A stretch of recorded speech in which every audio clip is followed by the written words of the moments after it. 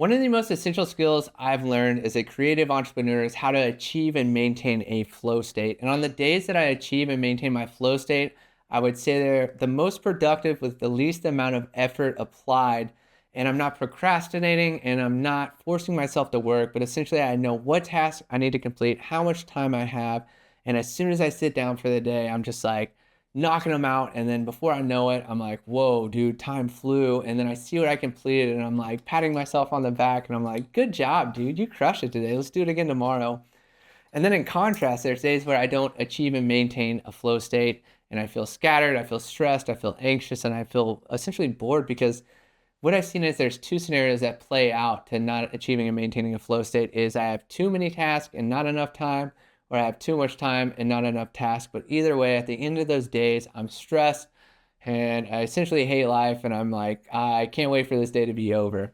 So in this video today, what I'm going to do is share with you what a flow state is, how you can best achieve and maintain a flow state, and how you can best customize it to your own workflow. So let's get started.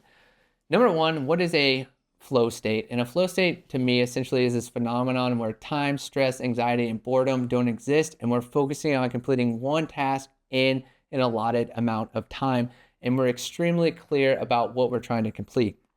And the two main factors here are task and time. And I think first we should talk about time. And before I forget too, I got this model from a book called Ikigai by Hector Garcia, where he presented two of these time slots, and it's a 30-minute flow state and a 1-hour flow state. So essentially, whichever time slot you choose is highly dependent on the task, which we'll get to here in a minute. But let's first dissect out what these time slots, encompass. So the 30-minute flow state is one task, 25 minutes, and a 5-minute break. And then the 1 hour is one task and 50 minutes with a 10-minute break. So what you need to do is essentially see what task you have for the day and which time slot they fit into. But then the task is the most important part of this entire process. And essentially what I've learned is like, if you pick too ambitious of a task and put it in too small of a time slot, you're going to feel stressed and you're going to feel anxious. And you're going to be like, this doesn't work, Chris. And then if you pick too small of a task and put it in too big of a time slot, you're going to feel boredom and you're going to be like, I still don't understand how this works. And the secret is essentially putting that task into a time slot that you can complete that task in about 75 to 80% of that time. And I haven't mathematically broken this down. That's just like through my own experimentation, what I've seen works really well is finding a task that I can complete in about 75 to 80% of that time. Because then not only do I complete that task and I enter a flow state and I achieve it and I maintain it, but I have extra time where I can go on to the next task and start knocking it out. And it's the magic here is essentially what you're doing is defining a clear goal. You're achieving it in a time that is acceptable. So you get a dopamine hit and you're like, let's go. And then that dopamine is thriving while you're finishing off the time. And then you're going into the next task with all that in mind. And then you're like, whoa. And I would say the biggest secret here is like knowing how to break up tasks to fit into these times.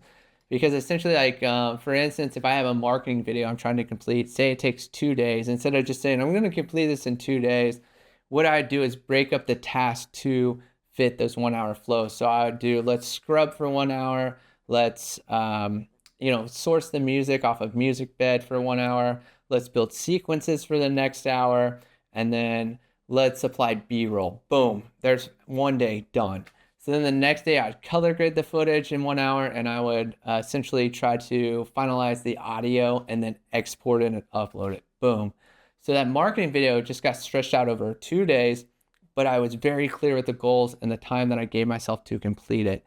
And if you can figure out how to apply this structure to your own workflow, not only are you going to achieve and maintain flow states, but you're going to see how extremely productive you can be with the least amount of effort possible, and you won't procrastinate, you won't have to force yourself to work, but you'll feel extremely motivated to work and complete tasks, and you'll be surprised at how much you can finish in a day, a week, a month, and a year. Whew! Let's go, guys. Peace out. I hope this video was helpful, and have a good day.